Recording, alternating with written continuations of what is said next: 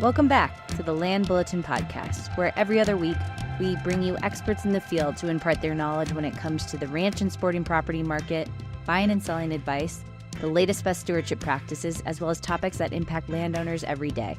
I'm your host, Haley Murr. Let's jump in. Welcome back to the Land Bulletin podcast. I'm Haley Murr, and I'm the host here of the show. A lot of times we've looked at conservation when it comes to conservation easements and preserving the landscape itself. But today we're going to be looking at a different type of conservation. We're going to be looking at a historic ranch down in New Mexico called El Rancho de las Golondrinas. And helping me out today is Daniel Goodman. Welcome to the show, Daniel, to talk about this historic ranch down in New Mexico. Hey, thanks, Haley. I'm happy to be here. Before we get into it, I would love to know about your history and what brought you to this ranch, and like what does it take to actually, run something like this? So I'm a museum person, and my background's primarily in curation. I'm originally from St. Louis, Missouri, and I went to school for anthropology and sociology, and did a little archaeology, and got my master's in history and museum studies, and actually focused on American decorative arts. And made my way through various museums there in Missouri, in St. Louis, and then was working for the Indiana State Museum, and was the curator of historic sites for them for a while, and got a lot of background in site management and historic preservation while I was in Indiana. And then made my way out to New Mexico and was working for the Department of Cultural Affairs. I was working for the New Mexico Museum of Art and Museum of Indian Arts and Culture as well, before making my way out to Las Golondrinas as the curator, and then now the director. So I've been the director now for 9 years. Okay, So wow, that's yeah, I love the connection between art and the West and ranching. So this is a neat place where it feels like they all kind of come together as one. yeah. I mean, they all belong together. They're all connected, certainly for a reason. And Las Golondrinas was a natural fit just from working at other historic sites in the Midwest, having been at other living history museums, and in the state historic site system in Indiana. It completely made sense, and then getting a good foundation with the Department of Cultural Affairs, it all kind of worked out. So Well, I'd love to know about the history of Las Golondrinas, and I'm sorry, I'm gonna keep saying it wrong, but Las it's okay. Golondrinas. Yeah, I mean, it wasn't, marketing, I'm sure, as your people will tell you, is a thing. And Golondrinas isn't exactly the greatest, easiest name to say, but it is a historic name, so we go with it. Yep. Um, and so everybody gets a free pass on the name. So Las Golondrinas is, well, first of all, it's a real place. It's not made up. Some living history museums sort of try to portray history, and that's great, and it works. And that's a whole discipline within museology. But Las Golondrinas is a real place. It was really called Las Golondrinas, and then El Rancho de Las Golondrinas, and you see that name Las Golondrinas show up in Spanish archive documents, early 17, mid 1700s.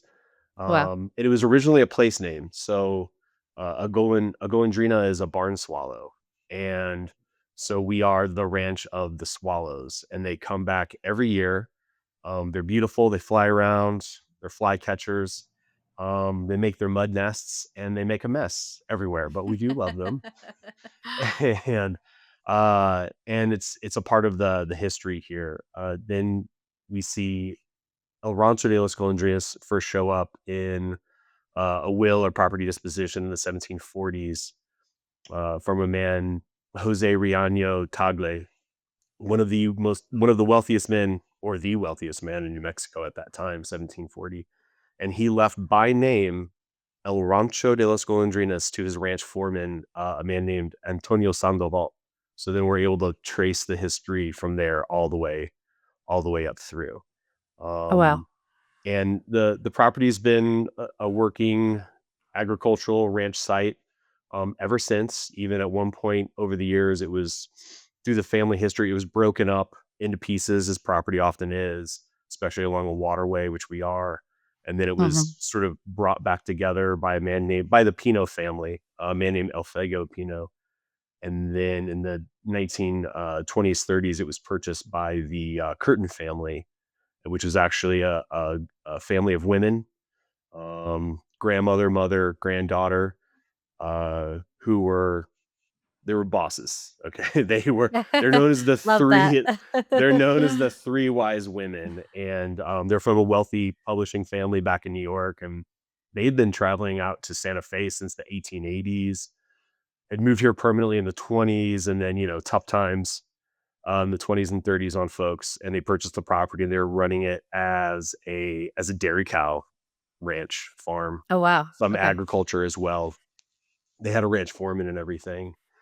And at that time, the youngest of the three wise women, Leonora, she was involved in this if we get back to the intersection of right of the Southwest and art and ranching and everything. She was heavily involved in the Spanish Colonial Arts Society. Her grandmother was bringing artists out here very early on. They were a part of that whole Santa Fe art group. Mhm. um, they were constantly, intersecting with all of those people. And so she's very much aware of the history, of the material culture, of the art. The whole family is. So all that's happening in the background. They have the ranch going, and then Leonora gets married to this guy from Finland, and he's just known as YA. Um, George Palahamo is his name, but he's known as YA. And YA is very familiar with, of course, with ranching. His family has a farm in Finland, and they're married in 1948, memory serves correct. And he's also familiar with, at that time, it was called an open air museum, and that place was called Skansen, and that is in Sweden. Mm. So he comes out to Santa Fe for the first time, sees Las Golondrinas. He knows what his wife is very knowledgeable about what's happening out here in the history. And over, the years, they developed the idea of creating what today we call a living history museum, which is what Las Golondrinas is today. So we are 500 acres. We have 34 historic buildings, 10 modern museum structures, our own wastewater, freshwater drinking system, electrical infrastructure out here. We specialize in creating immersive environments so people Okay. feel like they can step back in time and really understand or try to get an understanding of what life was like in a different time period. And we really specialize in taking history out of lock cases and putting it in the hands of guests. So we try to get them hands on with history. So it's really about doing and Mhm. experiencing. We want you to smell the blacksmith forge, and we want you to hear the grist mill running, and we want you to smell the sheep and all that kind of stuff. And that's all a part of it. So that's what the Curtin Palahamos were trying to do, especially with Leonora's background with the Spanish Colonial Arts Society, the resurgence of Hispano arts through native market, not to be confused with Indian market. That's what Golondrinas is all about. And they did the work on the property they had out here, reconstructed some historic buildings. They did save and bring in some log structures that were from the mountains, which we still have here. And I still say that we have the largest collection of Hispano built log structures in the country. And they opened their doors in 1972. So we have been a living history museum, educating New Mexicans and 20,000 school age children every year for over 50 years. That's amazing. Well, congrats on doing an incredible job and keeping it running for this long. I mean, there's something to be said for that, Sure. and I to be appreciate managing all of those things. Yeah, I appreciate you saying that. It's a beast. Las Golondrinas is one of the largest, most complex cultural institutions in the state of New Mexico. So, but we're very hat in hand, and we just do our job and try to stay out of everybody else's way, but do what we can to raise the profile of the history and the cultures of New Mexico, which is underrepresented severely on a national scale. I would agree 100%. And to say that you guys are one of the largest kind of living history down there. I mean, New Mexico is so rich with history and the culture down there. It's amazing that, this is the penultimate, I would say, then of the state.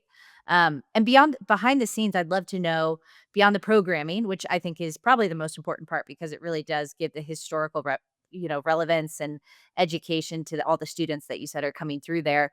What behind the scenes from, like, management of the land is happening? Are you guys trying to manage the same way that all these past landowners have done, or have you kind of changed it to keep up with the modern ways of kinda managing ranches? Yeah, sure. And I can really only speak from a living history museum perspective. I'm by no Yeah. means a rancher or a land management expert. But in a lot of ways, land management is the same that it's always been.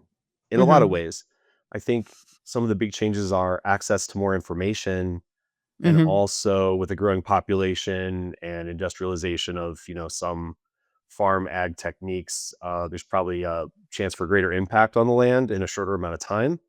But we're still trying to do sustainable farming, water management, regulate the use of our land, um, all that kind of stuff, controlling invasive species, all those kinds of things. So those are some of the things that we do. We are a working farm and ranch. We do grow crops, which for us is an exhibit, but we do it the way that it was done before. It's primarily flood furrow, and we have to follow Spanish water law. So all of that water that comes, and we water off of an acequia.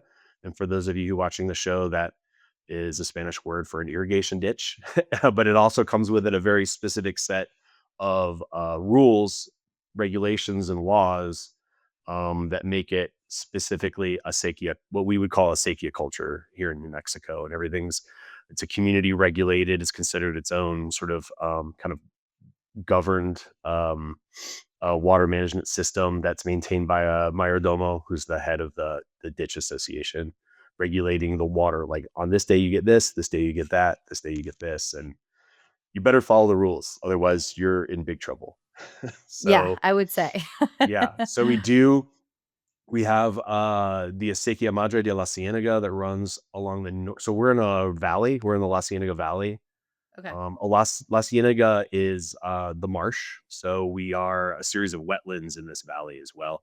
And we maintain a number of wetlands on this property, which is, if you want to get into that, that's a whole other part of what we do, riparian pathways and all that kind of stuff. So Well, you're just talking about the importance of water, and especially where you guys are, being in wetlands and having those kind of sequias right nearby, and it's a little bit different than other parts of New Mexico, I would say. it is. And all of that water, if you're talking about pulling water off of a waterway or an acequia, if it's traveling, it has to find its way back to a water source, back into the water source for everybody else downstream. So all of our flood furrow goes, whatever doesn't seep into the ground or evaporate, which is a whole other issue, goes into the La Cienega Creek, and then goes back, makes its way back into the aquifer in some shape or form. And of course, we have a certain number of days that we're allowed to water.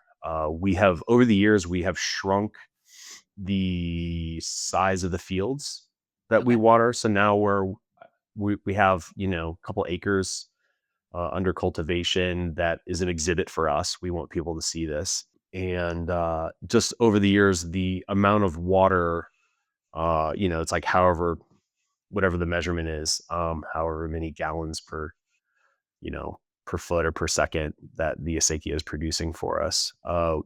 We don't want to be big users of water, especially because there's people in the valley and their livelihood depends on it. There's people that are trying to grow alfalfa. There's a vineyard here in the valley and other things. So we try to just use just enough and then let everybody else have what they need. And where possible, we put in things like drip irrigation. We grow hops here as Oh, well. wow. Okay. That was a project born out of the dark 2020s.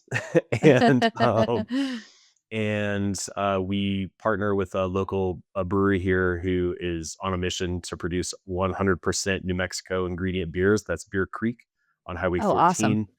14, and they use our hops all of our hops that we produce, they use, plus they have sources for hops elsewhere. But all that's, for example, is on drip irrigation because we don't want to waste the water. We only do the old technique where people can see it and understand it and appreciate it, and then everywhere else we try to be creative and hide. Conserve it a little bit, yeah. That's right. Yeah, exactly. It sounds like this valley from what you're saying is, it's very community based. Are you working with your neighbors a lot from, the hops thing that you're doing with the breweries to letting your neighbors use the water for their alfalfa fields? It feels like it's kind of this communal impact even from preserving kind of the history of that area. Oh, it is. Yeah, and you're either trying to work with that community or work against the community, which is crazy to think that, but yeah, we have to work with everybody that's here. We have a joke that any meeting in La Cienega turns into a meeting about water. It doesn't matter what it is. It always does. So there's the La Cienega Valley Association. We are an agricultural community, and there are people who make their livelihoods off of that here in the valley as well. So we all have to work together, and we all have to fight together whenever there's a new neighborhood going in, and there's questions about, well, are they going to be on well or city water? Well, if they could be on city water, that'd probably be better than more straws going into the aquifer. And then how do we regulate that? How do we manage that? Because, there's a lot of people that want to live here in Santa Fe, and we want people to live here and everything. But how do we match the resources to the population and everything else? So And what have been the biggest challenges other than, the water and that kind of arid climate that you find in New Mexico? What have some of the challenges been over time of, protecting these historic buildings, protecting, these management practices, protecting kind of this landscape? What are some of the challenges you guys faced um, in your capacity? Because I know ranchers in general face a lot, but you guys have a lot more that you're trying to preserve. yeah, yeah, and we don't have a conservation easement. For us, it's not really necessary. We're a private nonprofit 501(c)(3), and so the very existence of the museum is the whole purpose is to conserve the 500 acres that we have. Challenges? Well, I mean, probably like anybody else, I couldn't tell you how many inquiries I get a year about people who would like to buy property, who would like, us to put solar arrays on the property or to rent or use the property in some way, which we're not interested in any way, really, shape, or form.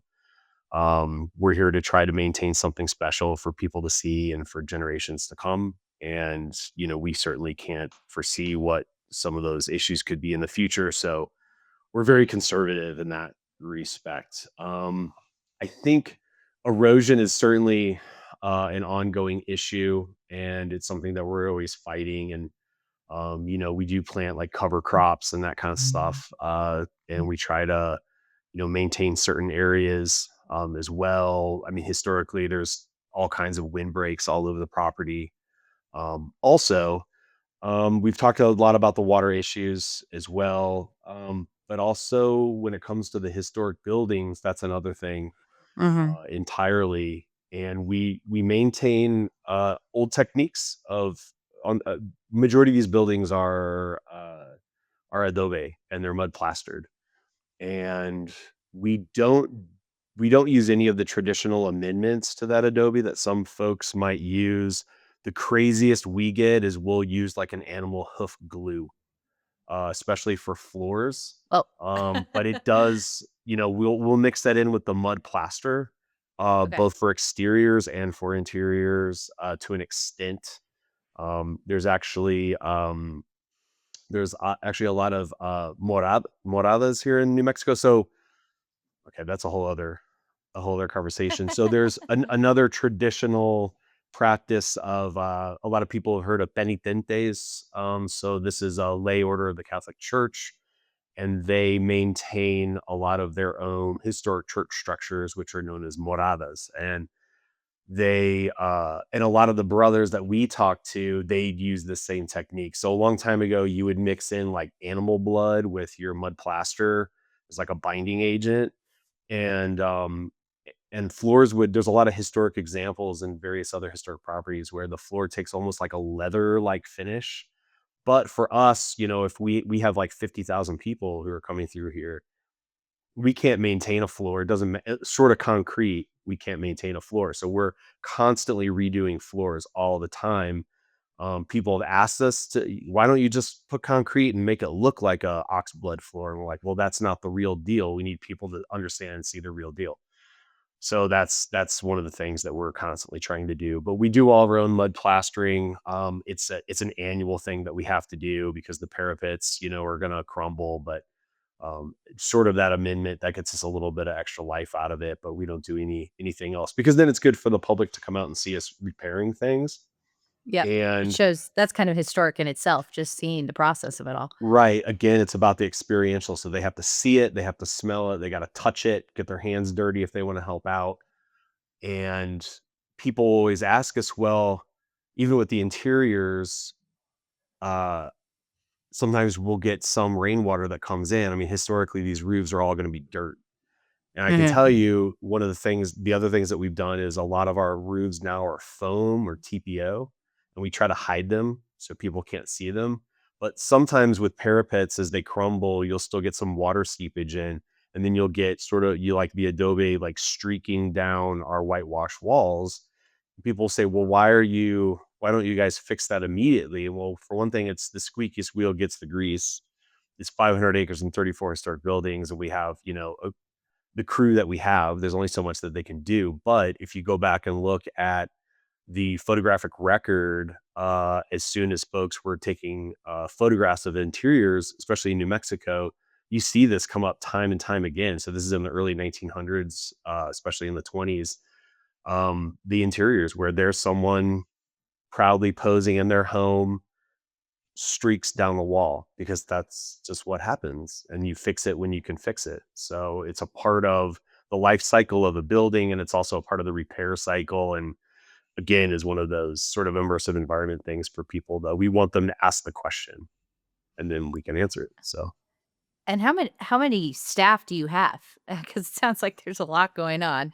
Or do you contract a lot of your kinda management out? no, everything is done in-house. We have 14 full-time staff. Oh, wow, okay. And then we have 25 part-time seasonal, and then we have 100 plus volunteers. So the volunteers are primarily our costumed interpreters. Okay. It, think like most people know Williamsburg back east. Mhm. Okay, now we Yep, don't I've been. have yeah, and so while we don't have Williamsburg level money, we're doing a lot of the same things. So costumed interpreters. You hear the blacksmith banging on the anvil and all that kind of stuff. Um, so that's what a lot of those volunteers are doing, and they'll get involved in other things as well, wetland work or some operations. A lot of our seasonal people are our tour guides and our demonstrators. So some of those folks get paid, some are volunteers. It depends on what they're doing. And then that staff of 14 are the ones who are primarily doing the work that we're talking about. And so that's everything from a traditional, what you would think of in a traditional museum. So we have a curator and a educator and someone who oversees, a tour coordinator for all the school kids and all this kind of stuff. And then we have, someone who oversees our water because we also have a public drinking water system on property. So someone who oversees our water systems and who does all the planting and the irrigating and the fixing of the buildings and the fixing of the trucks on the property too. So, and the feeding of the animals and the mixing of our manure so we can do soil amendments. So that's all handled in some shape or form with that staff of 14 people. Wow, I mean, there's a lot of people to manage though once it gets to that 100, so well done. Yeah. And then from a programming perspective, I know Las Golondrinas has had a rich history going back, decades, if not centuries. Um, what is the programming kind of focusing on? I know there's a lot of landowners that have owned this property. What's kind of the era that you guys are trying to go back to? Sure. So we are focused on everyday life, your everyday person in the Spanish, Mexican, and territorial periods of New Mexico's history. Okay. That is sort of and so we have 500 acres and all these buildings, and so we have what whenever I was the curator, I kind of broke them up spatially. So because we're trying to show 300 years of history and three different time periods, and get someone from Keokuk, Iowa, who's never been here to sort of understand that and take that in, and then take that information back with them and tell everybody else, hey, by the way, New Mexico is a state, and here's the history that's going on there. So we have a group of buildings that are the Spanish period, a group of buildings that are the Mexican period, and then a group of buildings that are American territorial. And then a lot of the buildings in between those are vignettes of life in northern New Mexico, like in the Arriba kind of area, which again is its own culturally different in many ways and historically different from like the bottom half of the state, Okay. and much more traditional as well. Right. So there's those three different time periods, and those various things that we're trying to share with people, through the interpretation and the costume interpreters and the hands-on activities. And the other part of that is going to be the agricultural component and the animal husbandry component. So you can't have people coming out here and talk to them about a historic ranch and agricultural historical traditions and not have animals and crops and fields. So Mhm. we have a flock of churro sheep, which historically is one of the breeds of sheep that was here with the Spanish settlers.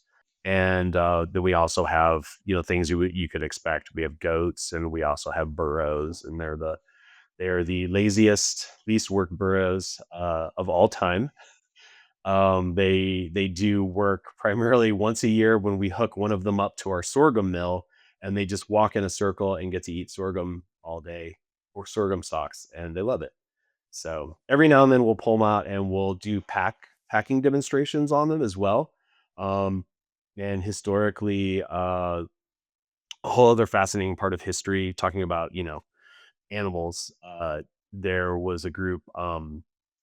Of arrieros, and they were the ones historically in Spain and in New Mexico and parts of the viceroyalty of Spain that were the muleteers, I guess. And so this group of people, they ran all of the pack animal trains, and there's this very special way of packing them. And the pack saddles were called aparejos. And so anyway, so it's just another thing that we try to show people. How do you pack an animal? How do you protect the animal and take care of it? You don't just load a bunch of stuff on it and walk it till it dies. So there's the animal component of all of that we're trying to educate people about, and also the fact that, ranchers will be the first one to tell you, like, we're not cruel people. You can't take care of an animal and not also understand the needs of the animal and what it feels. But at some point, it's obviously also not a pet. So there's that whole complexity. And then also the agriculture. So the agriculture is you got to get into, and we do all heirloom varieties of corn, beans, squash, chilies, melons, calabacitas. And then we also, on top of that, which is not super historic, is we do pumpkins. Because we have a harvest festival that was voted the number three harvest festival in the country by USA Today. And it is very New Mexican, but we do a pumpkin patch. So kids come Okay. out.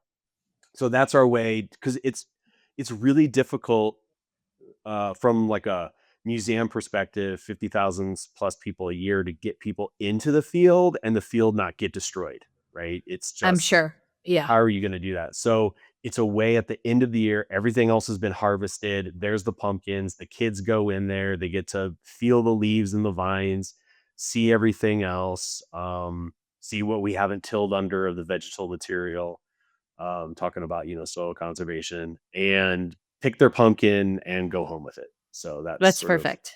the idea of that. So that's sort of all the interpretation, sort of in a nutshell, that we're trying to do. And then on top of that, we have, like I was saying before, we have a number of wetlands.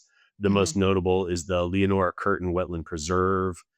We are on a riparian pathway, meaning migratory birds fly through. So there's Bosque del Apache down south, and then there's all points north through Las Vegas, New Mexico, and up into Colorado. So we'll get sandhill cranes that come through, and ducks and all that kind of stuff. Blue herons are around year round for the most part.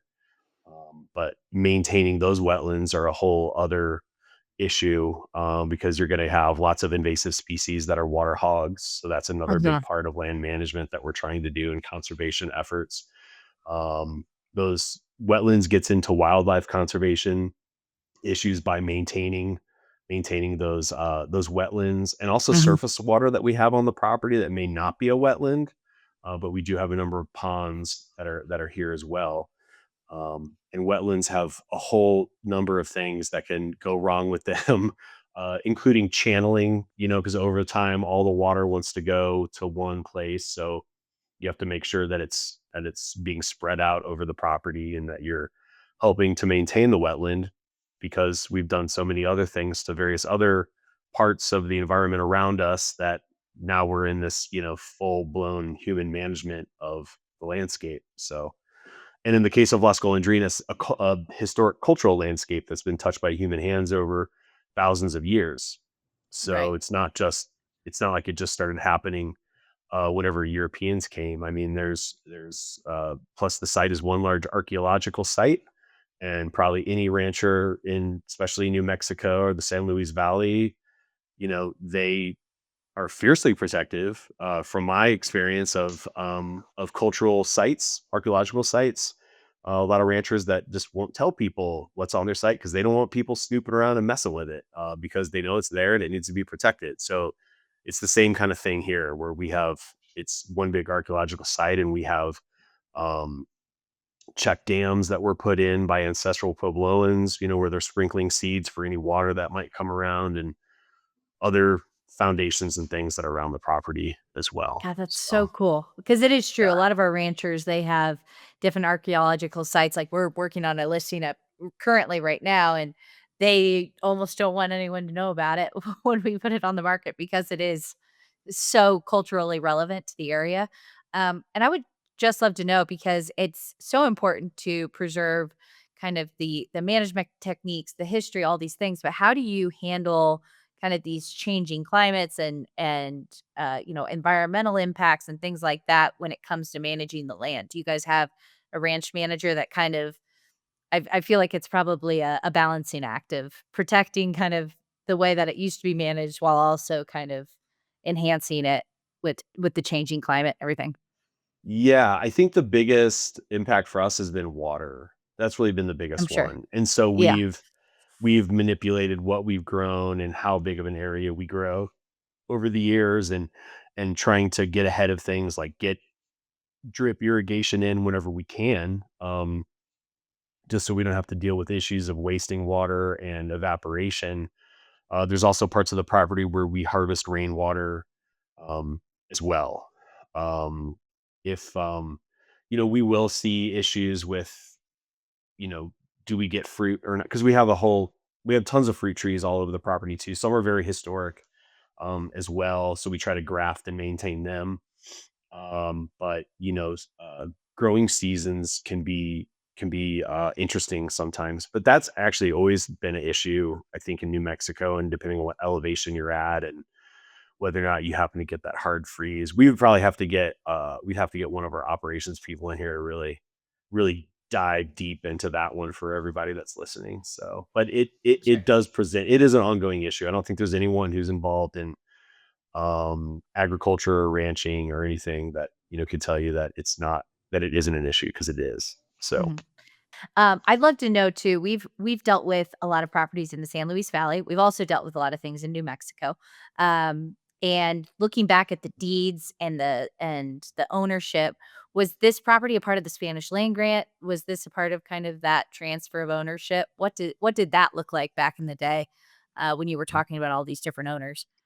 yeah, and I don't have the full chain here pulled up in Oh, front you're of good. me, but That's a lot. yeah, so the property here in La Cienega, it is a part of what was, originally a specific grant to a specific person, which was then passed on and broken up over the years. Yeah. Okay, Yeah, got I it. mean, that's Yeah, because pretty. we looking back at title and everything for some of these properties in, like, San Luis, and they have these llaves where old owners, they still have access to the bigger ranches if they're descendants of the people that used to own it, like, it gets very convoluted, so I just didn't know if you've ever had to handle any of those things. Yeah, we haven't had everything is fairly clear for us, but you've got like Yeah. all these layers, especially here in New Mexico and other areas in southern Colorado, where it's like there's the native sovereignty and historic and currently existing pueblos, right? Because everybody needs to know, like, Native Americans don't exist in history book. They're a real living culture that's thriving today. And then there's the Spanish, and their property, and then there's the in New Mexico Anglos, which would be Eastern Americans coming in, and then how they kind of messed whatever they did, and people are losing rights and trying to figure out, well, what's the Spanish grant and who has right to this property, and then here we are today. So I know that there are some issues in certain areas about who has access to this and how does this work, and it can get very complicated. Ours, thankfully, is pretty straightforward, cut and dry, I think, for the most part. That's good. Um, yeah, yeah, but yeah, you do see that, kind of all over. But yeah, for us, it was one of those things where, the property just then started passing on from hands, and then got around the Civil War. After the Battle of Valverde and Glorieta, Civil War, the furthest west Civil War battles in the Civil War were here in New Mexico. If you don't know about it, check it out. It's super fascinating history. There were some of the landowners here were in the first New Mexican volunteers, Oh, wow. that helped to guide people and win the Battle of Glorieta. Otherwise, they wouldn't have known how to make it over Row Mesa and back down into the pass. They were the owners of this property, and during that time period, property was left to other family members, and it was split up over time. But thankfully, it was all kind of brought back together later. So Awesome. And this is kind of another side note. I just love New Mexico so much. There's this really awesome museum, and when you were talking about the three ladies that owned the ranch at one point, it made me think of this woman. She might have been a little later. There's a in Taos. The Millicent Rogers Museum. yeah, Yeah. I yeah. don't know if she was connected at all to, I know it's a little bit more north, but there's seems to be an influence of kind of these kind of wealthier people from the East Coast coming in and wanting to preserve the art and the history and these things. And I didn't know if that was connected at all to what you guys are doing. I think as an American preservation movement, you could say yes. Millicent Rogers is another fascinating person. If anybody doesn't know about her, you should check her out. She's like a boss times three, right up there on the three wise women level. Yeah, just an incredible like person, so fascinating. But the whole preservation movement in America is primarily a women's movement. This is being started by, and that is not to say men weren't involved, but this is being done primarily started by like groups like the Colonial Dames and Daughters of the American Revolution. Those are two organizations that are, I believe, still two of the largest historic property holding groups in the country. They own and maintain so many historic properties. But I mean, like, let's face it, like, men traditionally are like, well, who was the general and what was the battle and what was this big Yes. event? And, and the women were like, well, we need to maintain this house and this history and this story and this property. And then the preservation out of those two organizations and other people like the Three Wise Women, which again, they're super early on in the whole thing. We're doing. And all this is sort of like building it at first on its own organically, but then it picks up steam building up to the bicentennial in 1976, right? Of preserving American history and historic sites for the 1976 bicentennial. And that's when you see this huge influx of all these like historic sites and living history museums and historic house museums sort of popping up. And then now over the years, the that community has been, in the fight to preserve them, because I mean, I'll be the first to tell you that museums, historic sites, historic house museums, living history museums, they are not a great business plan. So, like, it's a slog. it's really, really hard. And so, I mean, trying to find someone who wants to help you keep a roof on a house. In our case, historic traditional dirt roofs, but that's not to mention some of these incredible Victorian house museums, which I work a lot with in Indiana, where they have very expensive slate roofs, right? And all these other intricate ways that roofs come together. And I mean, a roof, I mean, it's like a joke. It's like I want to be paid in like, roof repair money and crusher fines. Like we would be totally fine if that's how we got paid, but that's not how we get paid. So Yeah. so it's really difficult. Yeah, it's really difficult. But yeah, to that preservation movement in America, yes. There's a reason why a lot of the leaders in that are women. Awesome. And I just love looking ahead since we've looked at the past a lot. I would love to know what your vision is for the ranch as, years go by and all these things. Are there new projects you guys are working on? Are there things that you're really focusing on in the next couple years? Yeah, so we just recently celebrated in 2022, we celebrated our 50th anniversary of being a living history museum, and it was around that time that we completed our facilities master plan. Uh, and we are currently in the process of securing the museum for the next 50 years. That's really the focus of the master plan. So it's not about a new Wow. wing or a new whatever. So right now we are wrapping up our new wastewater system. Our old wastewater system was end of life, and out of that master plan, we sort of identified, oh God, what are the top projects we've got to get done right now? So we're wrapping it up right now. All of our buildings and everything are now tied into a central wastewater treatment system. So all that wastewater gets turned into gray water that we can reuse, as well as a part of our Green Campus initiative. That is all, bought and paid for and getting wrapped up here. It'll be ready to go for our season.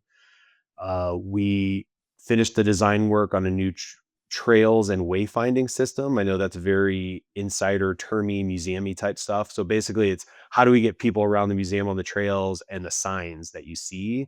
There is a whole sort of people specialize in that, wayfinding.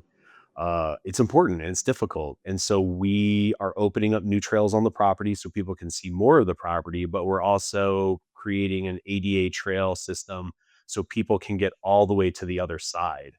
Because we Awesome. do want everyone to be able to experience it. I mean, the worst thing is seeing, an elderly person in a wheelchair or someone who's differently abled trying to get around, and it's just a struggle because it's all dirt and gravel and everything else. So how do we maintain the integrity of the cultural landscape and then get them over there. So that was a part of this project. We got it figured out. And we're going to break ground on the first phase of that here in March. We are a cultural institution here in Santa Fe. We have people who come from all over the world to visit the city and then by extension, this museum and others.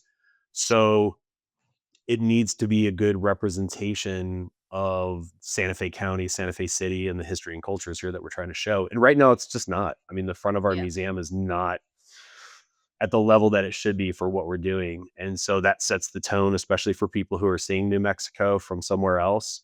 We want them to leave with a really good impression of our state and our history and our cultures. And it starts with the moment they see you. And so there's no shortage of work out here. So it's I was gonna job say. security. It's like, you got a lot going on. I complain about my day, but there's a lot, and all right, so, Daniel, I would love to know if I wanna get involved, maybe I can't visit or maybe I can. What are some of the ways I can get involved and make sure you guys can be sustained for the next 50 years? Yeah, I mean, I would say the easiest way to help support us is to visit. Anybody goes to golondrinas.org.